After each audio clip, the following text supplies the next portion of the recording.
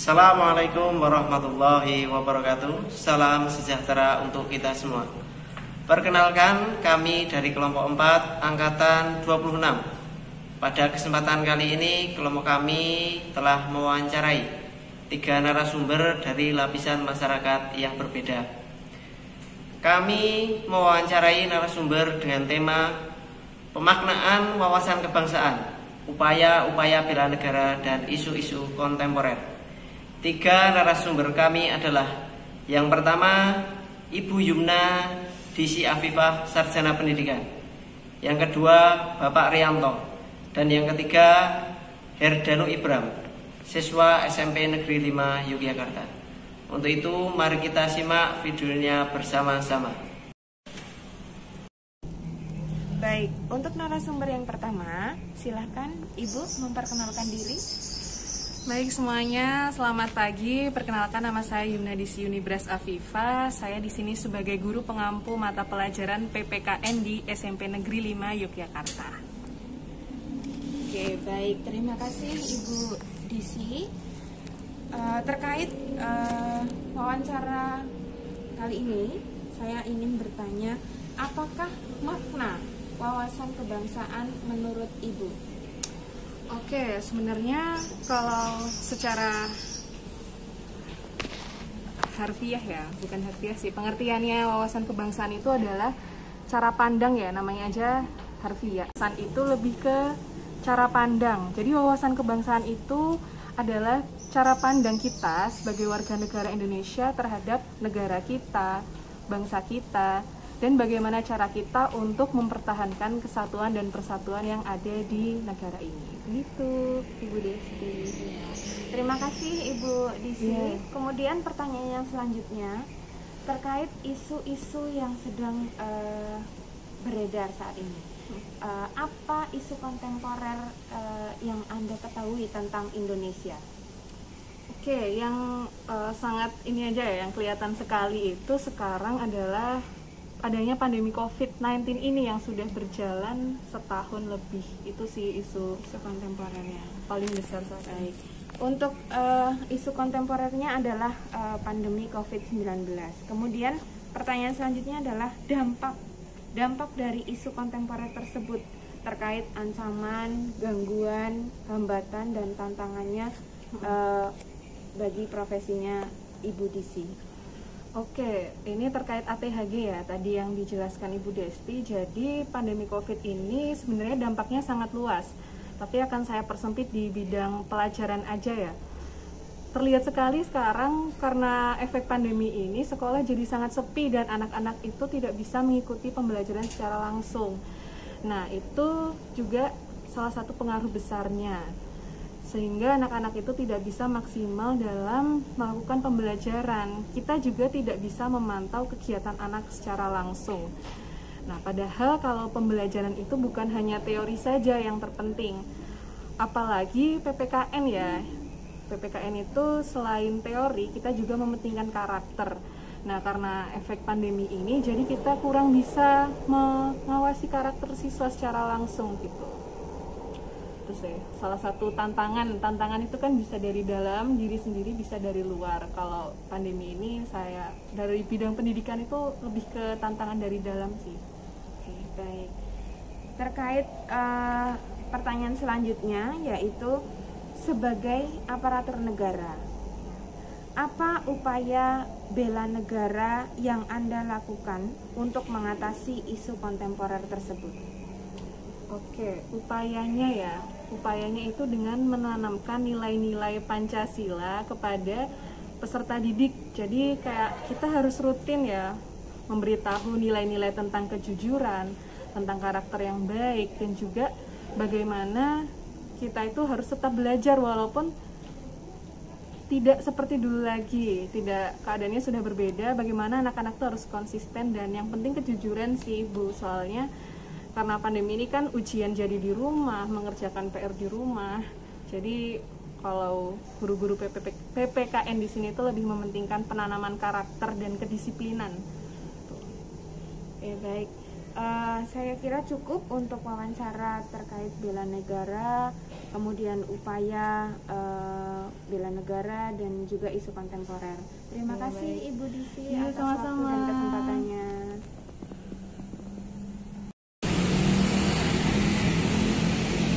Oke, baik. Untuk narasumber yang selanjutnya, silakan Bapak memperkenalkan diri terlebih dahulu. Ya, siap. Nama dan jabatannya.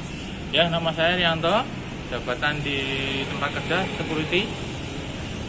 Oke, terima kasih Bapak. Kemudian langsung ke pertanyaan pertama. Apakah makna wawasan kebangsaan menurut Anda? Makna wawasan kebangsaan menurut saya, karena bangsa Indonesia itu banyak majemuk ya, beraneka ragam suku, agama, juga pulau-pulau yang banyak. Berarti kita harus saling menghargai sama istilahnya saling rukun dalam bermasyarakat. Baik ya Pak, jadi itu wawasan kebangsaan Ya. menurut Bapak. Baik, selanjutnya terkait isu kontemporer yang sedang beredar di masyarakat. Menurut Anda, isu kontemporer apa yang ada di Indonesia saat ini? Ya, karena berhubung sekarang dengan pandemi ya, mungkin karena penanganan pemerintah itu salah satunya dengan jalan vaksin. Karena mungkin belum semua vaksin ya istilahnya belum bisa Belum merata ya? belum bisa untuk Kembali ke kehidupan. untuk istilahnya seperti itu. Baik, jadi isunya adalah vaksin yang belum merata ya. Kemudian dampak dari isu kontemporer tersebut terkait ancaman, hambatan, gangguan, dan tantangannya kira-kira apa Pak? Dari isu belum meratanya vaksin tersebut. Ya, mungkin isunya kita ada yang percaya sama tidak itu. Kalau mungkin tidak, bagi yang tidak percaya mungkin tidak mau divaksin itu aja.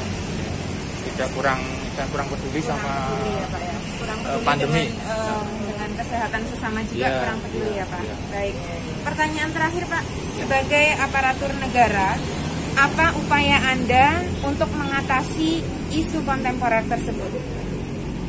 kita mencari dari beberapa sumber saja ya Mbak. Kita yang dapat dipercaya ya kita istilahnya ikutin aturan saja. Mengikuti protokol Sama vaksin ya kita ikutin aja, sama istilahnya cara pencegahannya 5M itu. Baik Pak, terima kasih untuk kesempatannya. Terima kasih juga untuk terima kasih Pak. Iya, Oke Pak ya.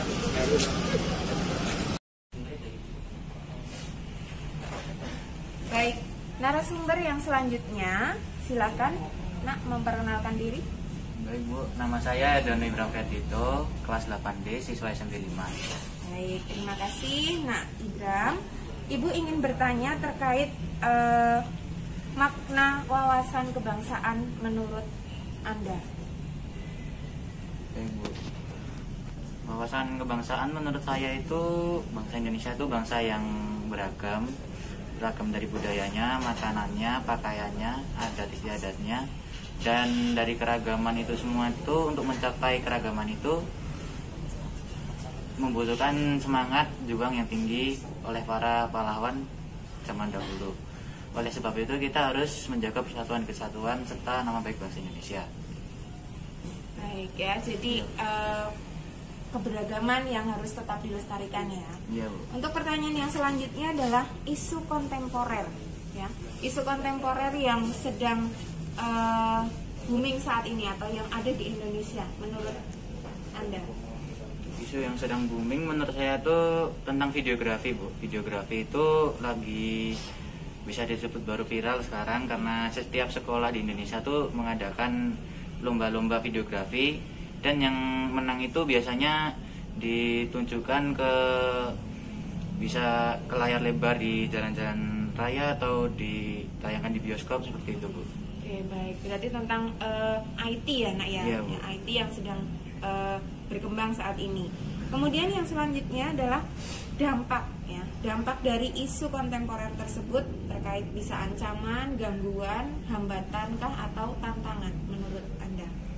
Tantangannya sih begini Bu, kalau dalam videografi misalnya kita kekurangan alat, nah itu merupakan salah satu tantangan bagaimana cara kita biar bisa tetap berjalan walaupun alat seadanya. Oh ya, tantangannya ya lebih menantang. Dan pertanyaan terakhir untuk Nak Ibram, jadi sebagai sipil negara ya, sebagai warga negara, apa upaya bela negara Anda untuk mengatasi isu kontemporer tersebut? Upaya saya ini Bu, lebih mengikuti lomba-lomba tingkat internasional untuk mengharumkan nama bangsa, terutama itu, kemudian mengharumkan nama sekolah juga. Jadi lebih ke menunjukkan eksistensi demi nama Indonesia ya, nama bangsa dan terutama nama alma mater sekolahnya. Iya. Terima kasih Nak Ibram. Ya Bu, sama-sama Bu. Dari hasil wawancara yang telah dilakukan terhadap 3 narasumber, terlihat para narasumber sudah memiliki pemahaman yang baik tentang wawasan kebangsaan. Mereka juga sudah melakukan upaya-upaya bela negara yang dapat mereka lakukan sesuai dengan profesi mereka terhadap isu-isu kontemporer yang berkembang pada saat ini. Dan apa yang sudah mereka lakukan sudah mencerminkan sikap bela negara, salah satunya cinta tanah air, kesadaran berbangsa dan bernegara dengan aktualisasi sesuai dengan bidang tugas masing-masing, ikut berpartisipasi dalam menjaga kedaulatan bangsa dan negara. Selanjutnya, mereka juga telah melaksanakan sikap rela berkorban bagi bangsa dan negara dengan aktualisasi, bersedia mengorbankan waktu, tenaga dan pikirannya untuk kemajuan bangsa dan negara sesuai dengan fungsinya masing-masing.